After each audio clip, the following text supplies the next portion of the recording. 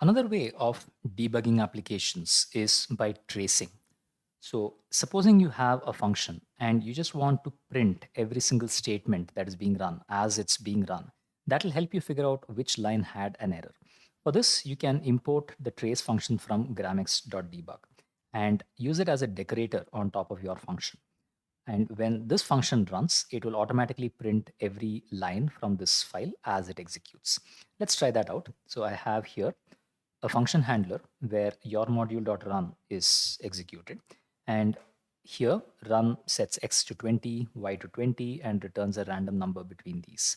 So what I'll do is from gramex.debug import trace and use the at trace decorator as a function out here and save it. Now, if I open this application, you'll see that when I run it by itself, it doesn't print anything. But let me restart the application once. Trace does require a restart and see what the output looks like.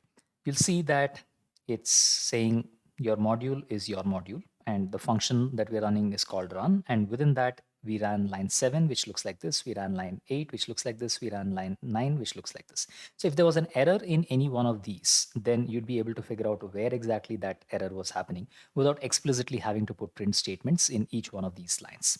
Of course, keep in mind before you uh, move your code into production, it's good to remove all the trace statements from your application.